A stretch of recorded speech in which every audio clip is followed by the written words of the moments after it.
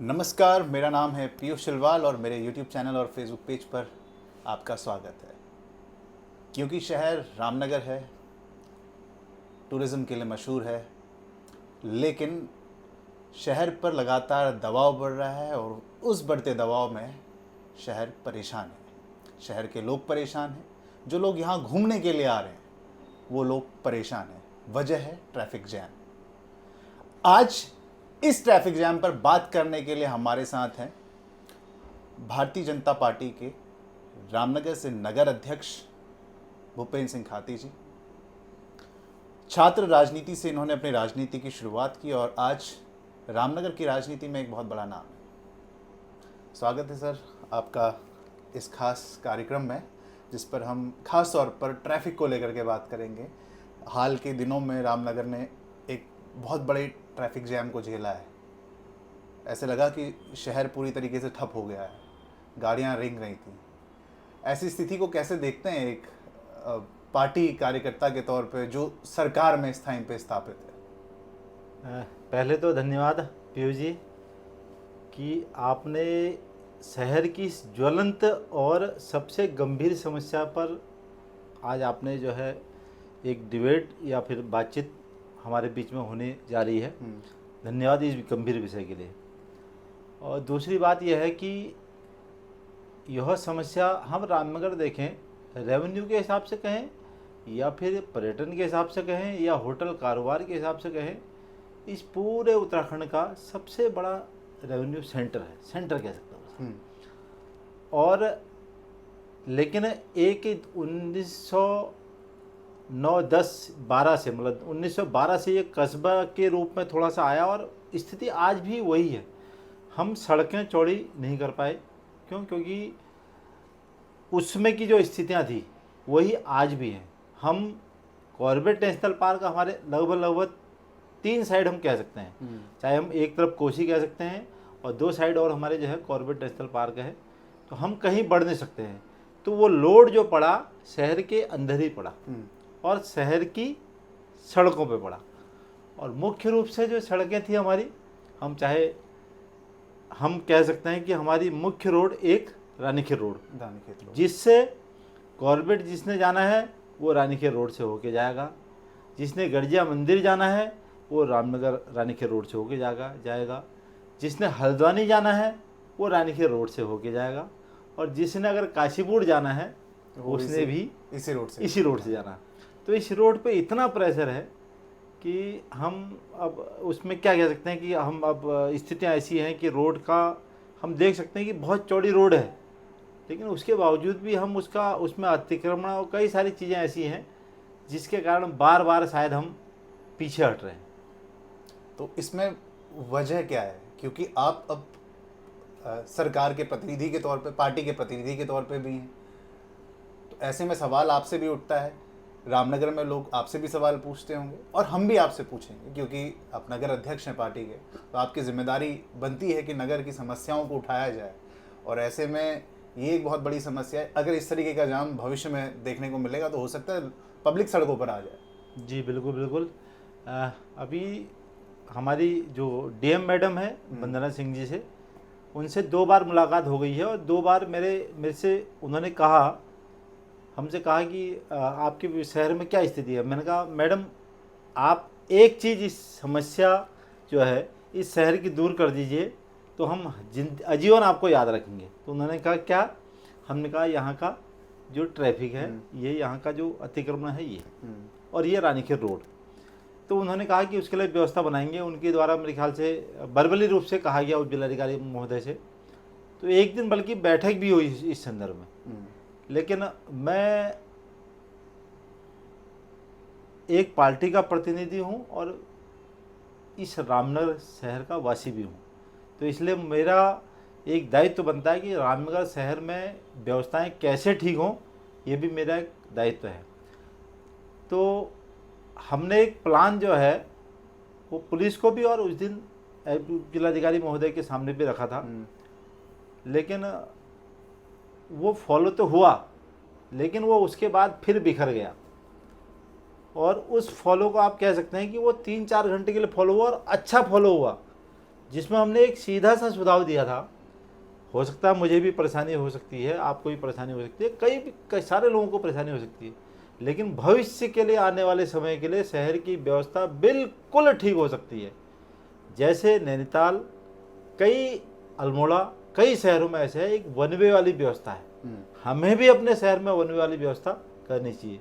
और ये बीच में 2-3 दिन रहा, 2-3 घंटे के लिए रहा, सारी व्यवस्थाएं हुई, लेकिन फिर वैसी पता नहीं क्या, मुझे लगता है कि कोई इस शहर को शायद सीरियस नहीं लेना चाहता है। कौन सीरियस नहीं लेना चाहता? अब मैं उसमें ये भी कह सकता हूँ कि इसमें थोड़ा हिलो हवाली पुलिस प्रशासन की है, बिल्कुल, क्योंकि ट्रैफिक जो है उन्हीं के अंदर आता है। हम कह सकते हैं ARTO, ट्रैफिक उनके अंडर भी आता है।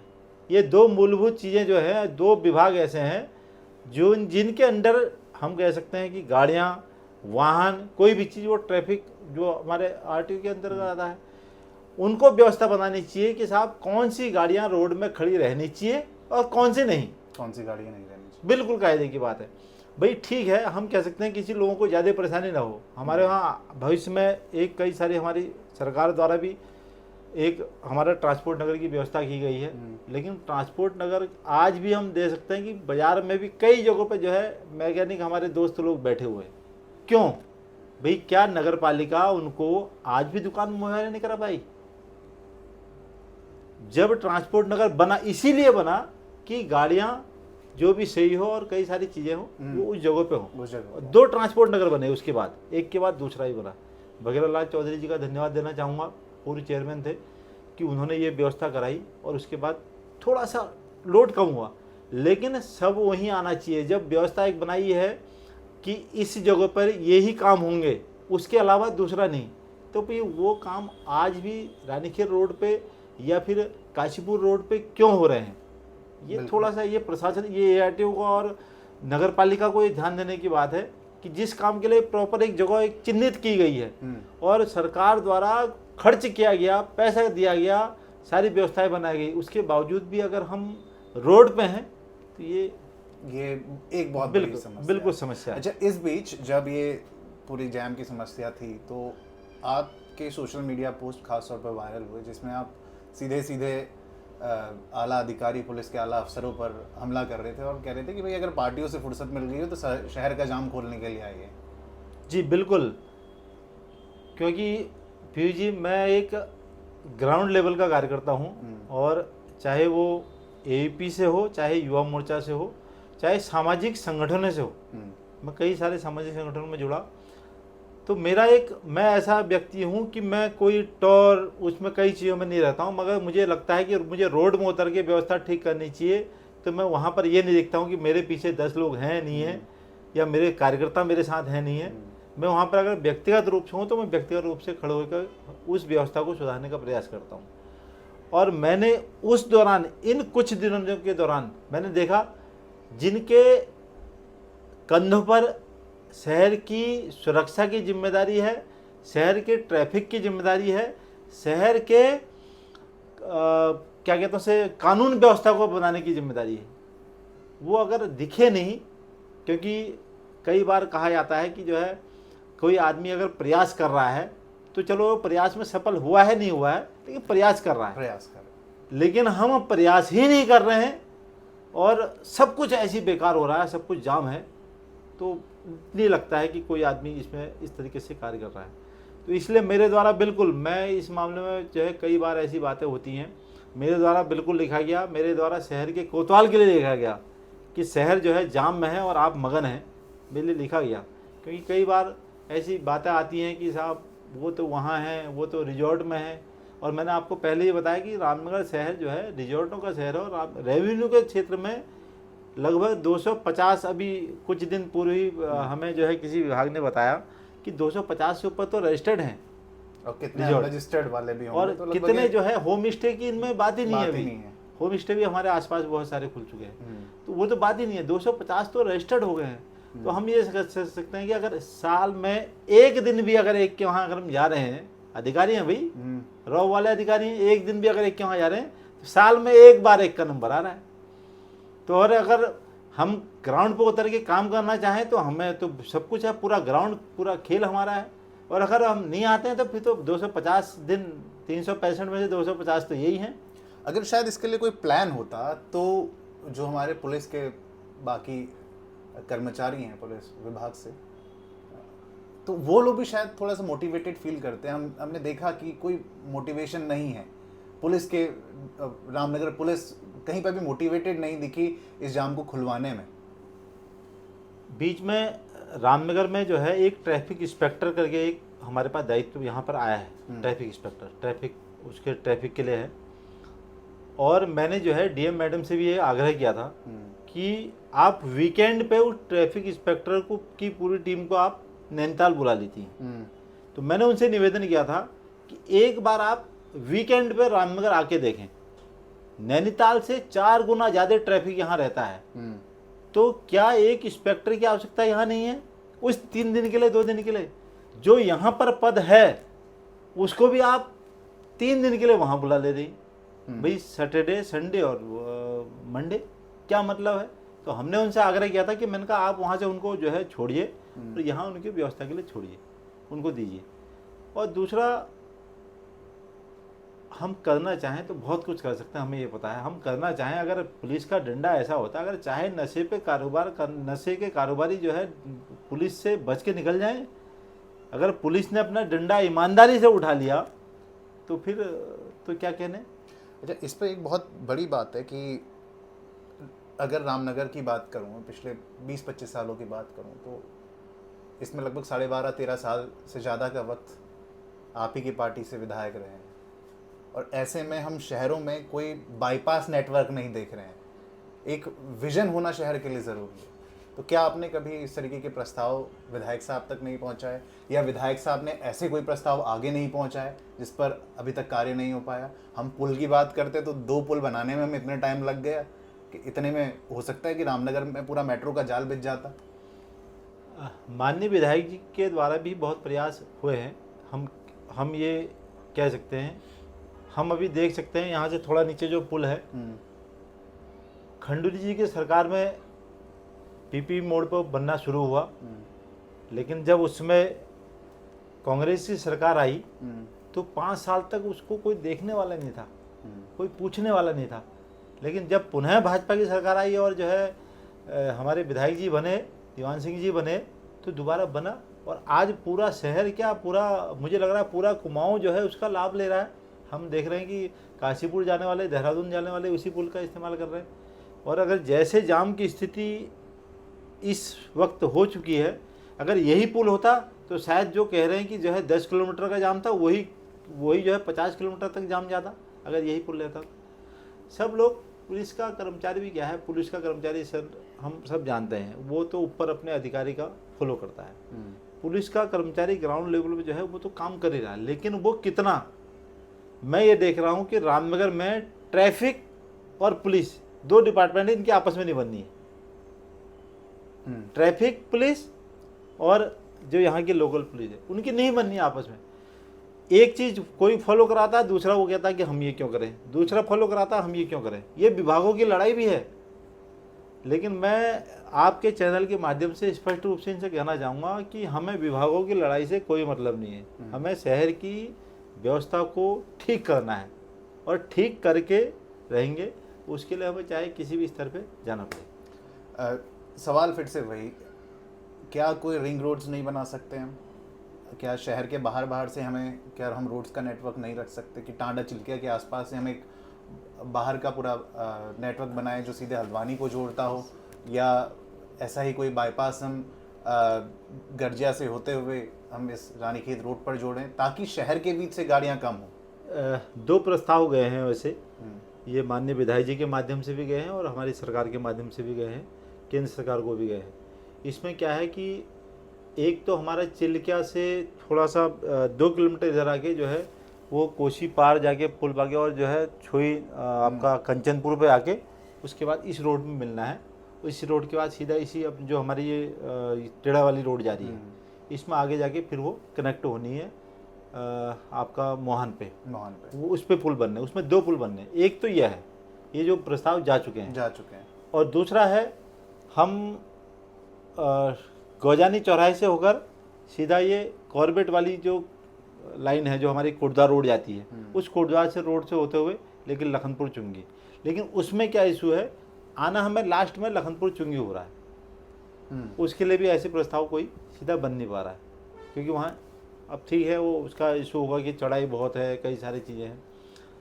और माननीय विधायक जी के माध्यम से एक प्रस्ताव हमारा जो भवानीगंज चौराहे पे है, वो दोनों नहरें हमारी अब लगभग वो वित्त के पास गई हैं, और माननीय मुख्यमंत्री पुष्कर सिंह धामी जी के माध्यम से मुझे लग रहा है वो शायद इस महीने हो जाएंगी, वित्त में जो है उनका उनकी संस्तुति उनको प्राप्त हो जाएगी दोनों नहरें।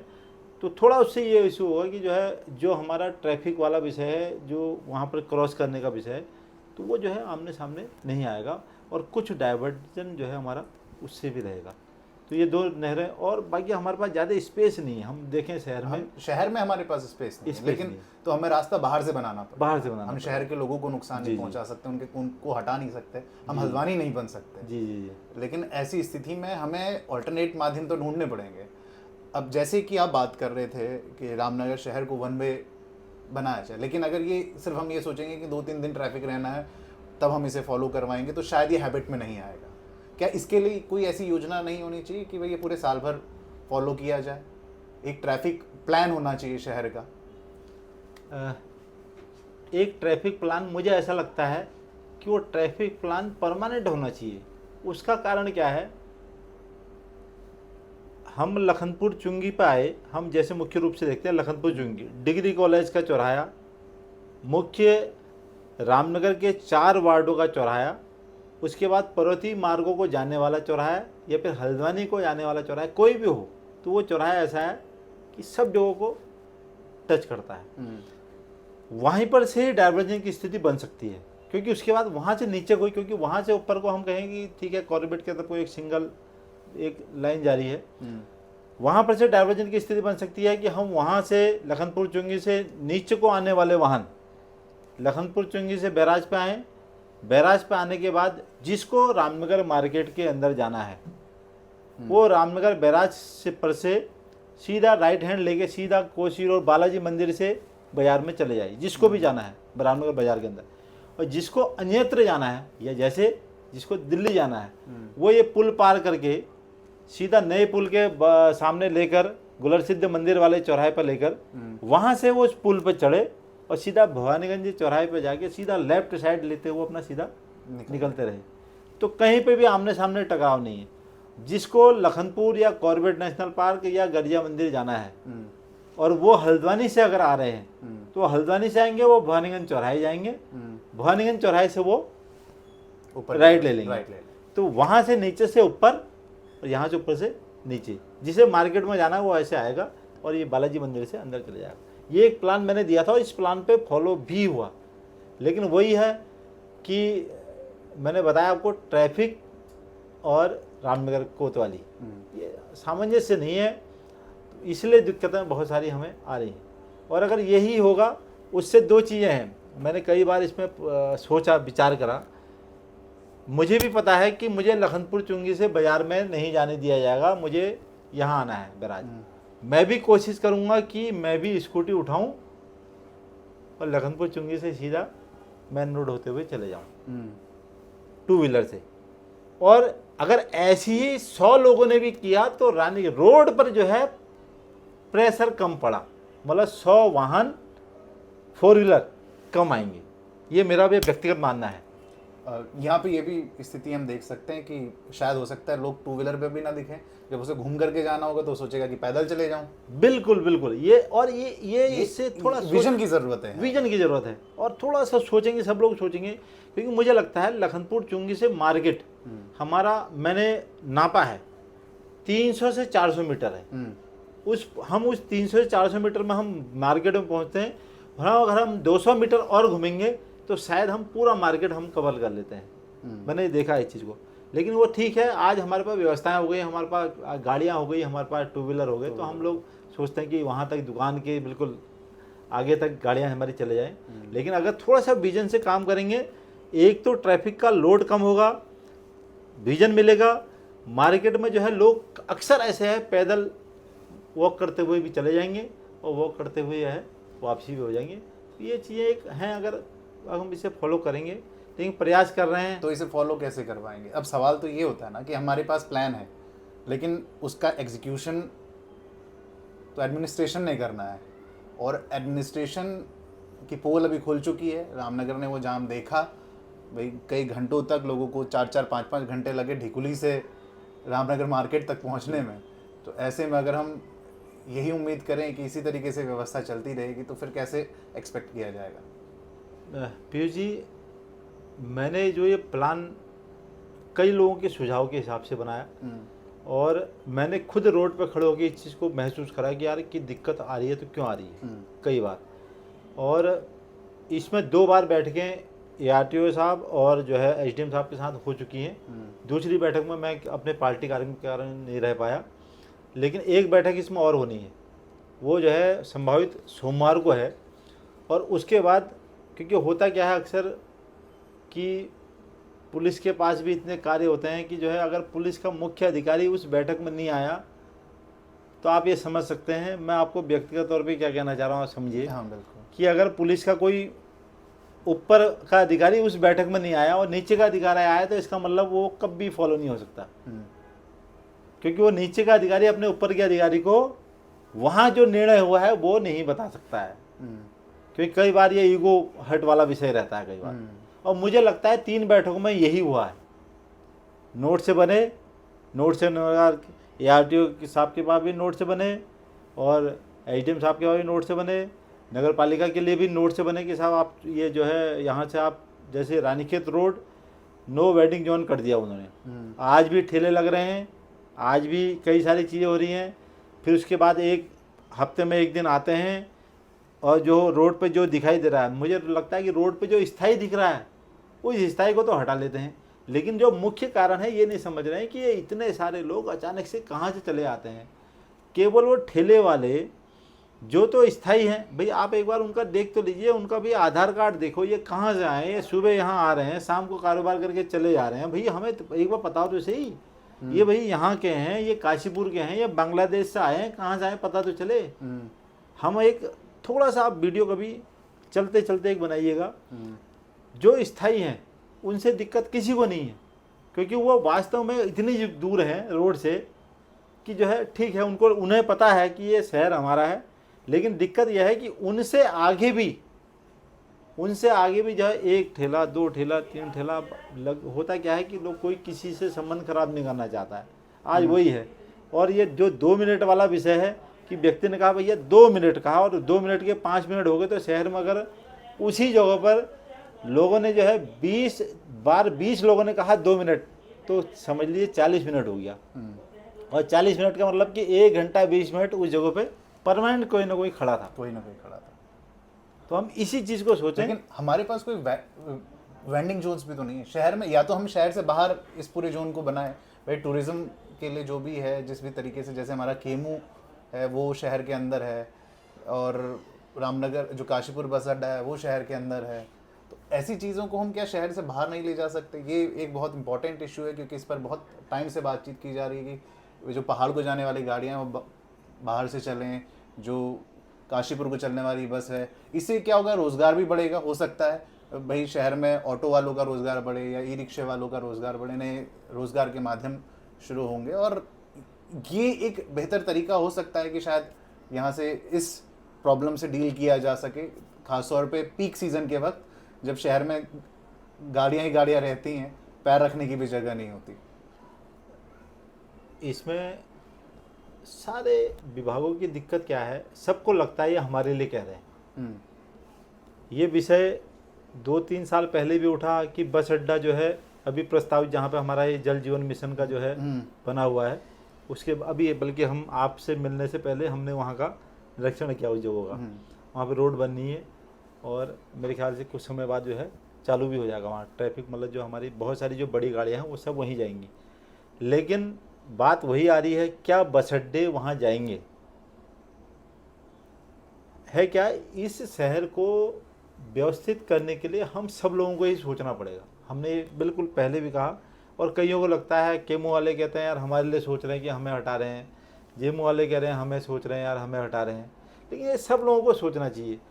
हमारी एक, मैंने ये बात भी विषय रखा था, हमारी रानीखेत रोड पे एक, जहाँ पर पुरानी रामलीला चलती थी, हमारे पायते वाली रामलीला चलती थी, मेरा ये प्रस्ताव था बीच में कि जहाँ पे पायता वाली रामलीला चलती है वहाँ पर से आप बसों का संचालन करो, क्या दिक्कत है? वो अंदर है, उनके पास काफ़ी स्पेस है, और आपकी 2 ही गाड़ियाँ लगती हैं, एक समय में 2 ही गाड़ियाँ लगती हैं, एक समय में जाती है एक गाड़ी, लेकिन 2 गाड़ी लगाते हैं। हमारे पास अगर 4 बस यूनियन हैं पर्वतीय क्षेत्र को जाने वाली, केमू, जेमू, आदर्श और यूजर्स, 4 यूनियन हैं, तो वो 4 वहाँ 8 गाड़ी लग सकती है। और शहर इस रोड से हटके है, उनके स्टेशन के पास है, 50-100 मीटर के दायरे में है उन सबके। लेकिन अब ये तो इन सब लोगों को भी सोचना पड़ेगा कि यार हाँ, शहर की व्यवस्था करने के लिए हमें कुछ ना कुछ तो सोचना ही पड़ेगा। वैसे हमारा बस पोर्ट बनना है, बस पोर्ट भी बनने को मतलब समझ लें कि 2-3 महीने का और बचा है। ये भी है कि उस बस पोर्ट के अंदर भी बस अड्डा शिफ्ट किया जा सकता है, क्योंकि इसकी ज़रूरत बहुत ज़्यादा है शहर को। और पार्किंग का दूसरा क्या है कि हमारी जो बस पोर्ट हमारा ये बनना है, लगभग 300 से ऊपर गाड़ियों की प्राइवेट पार्किंग है उसमें अंडरग्राउंड। थोड़ा सा लोड ये हमारा कम होगा, और जो हमारी रोड पर गाड़ियाँ खड़ी रहती हैं, ये सब चीज़ों का, इन छोटी गाड़ियों के लिए जो है वो पार्किंग है वो हमारा कम होगा।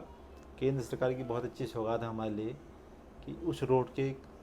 दूसरा, हम सब लोग यहाँ हैं, आपके चैनल के माध्यम से मैं भी थोड़ा सा एक सुझाव इस कॉर्बेट नेशनल पार्क जो हैं, इसको जो मतलब जो डायरेक्टर साहब हैं उनको देना चाहूँगा। ये सुझाव है, ये मतलब हो सकता है किसी को, किसी के लिए अच्छा हो सकता है, किसी के लिए बुरा हो सकता है।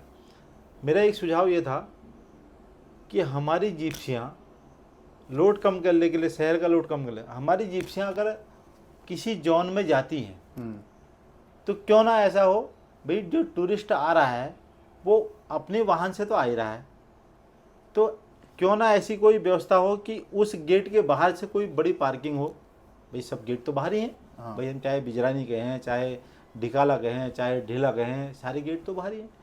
उन गेटों के बाहर कोई अच्छी सी पार्किंग हो बड़ी, और टूरिस्ट अपनी गाड़ी से वहाँ तक जाए, और वो जो हमारी यहाँ से जीप्सी सवारी चलती हैं, जब सफारी चलती हैं, वो वहीं खड़े रहे, वहीं से उसको अंदर सफारी करे, वहीं से बाहर आ जाए। इससे एक तो ये रोड पे नहीं देखेंगे, भाई ट्रैफिक हमें कम करने के लिए कुछ ना कुछ तो करना ही पड़ेगा। बिल्कुल जाहिर सी भाई अगर मुझे लगता है कि मुझसे कहा जाए कि भैया आप जो है शहर में 4 व्हीलर नहीं ले जाएंगे जी, नहीं ले जाएंगे, नियम बनेगा तो नहीं ले जाएंगे साहब, क्या दिक्कत है?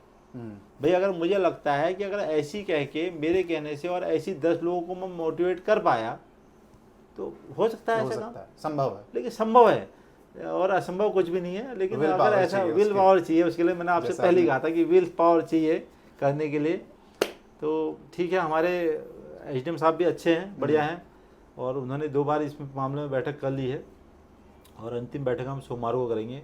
तब शायद कुछ ठोस नतीजा निकालना है, क्योंकि हमने लिखित रूप से हमने ARTO साहब को भी दिया है लेटर, लिखित रूप से हमने, और आपका एचडीएम साहब को भी दिया है। बिल्कुल हम इसमें ठोस, हम चाह रहे हैं इसमें कि कोई ठोस हो भविष्य में। चाहे हमसे हमारे लिए कई लोग बुरा कहें कि साहब ये ऐसी व्यवस्था बना गया, लेकिन हम चाहते हैं कि भविष्य में कभी किसी को दिक्कत ना हो, भविष्य में ऐसा ट्रैफिक जाम ना हो। और खास तौर पर ऐसी ट्रैफिक जैम में अक्सर जब एम्बुलेंस फंस जाती हैं तो उनके लिए निकलना बहुत मुश्किल हो जाता है। और ऐसा ही हमने एक प्रकरण देखा भी कैंची धाम वाले रूट पर, जहाँ पर शख्स की मौत हो गई थी क्योंकि वो अस्पताल नहीं पहुँच पाया था। और ऐसी अगर, क्योंकि यहाँ पर रामनगर बहुत सारे एरियाज़ को कनेक्ट करता है पहाड़ के, जहाँ से लोग आते हैं यहाँ अपने इलाज के लिए, और उनके लिए भी प्रॉब्लम्स होंगी।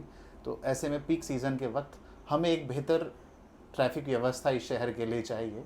तो ये ट्रैफिक व्यवस्था एक दिन में नहीं आएगी, इसके लिए इसे हैबिट में लाना होगा, जैसा कि हमने पूरी बातचीत में ये निष्कर्ष निकाला है। इसी के साथ मैं आपका बहुत बहुत शुक्रिया करता हूँ कि आपने कीमती वक्त दिया है। बाकी आपकी क्या राय है इस शहर की ट्रैफिक व्यवस्था को लेकर के, आप कमेंट बॉक्स में ज़रूर लिखिए, और आपके सुझाव हो सकता है आप भी पढ़ेंगे। बिल्कुल मैं फॉलो करूंगा, और सोमवार को जो बैठक में होगी लीडरशिप, जो रामनगर की लीडरशिप है वो भी शायद उन कमेंट्स को पढ़े, और हो सकता है एक बेहतर प्लान हम अपने शहर के लिए, क्योंकि ये सबका साझा विषय है, हर किसी को अफेक्ट करता है। तो ये यहाँ पर एक कलेक्टिव पावर हम लोगों को दिखानी होगी। ये लेटर भी है, हमने जो है इसमें विशुद्ध रूप से आज ही जो है सुबह दिया था।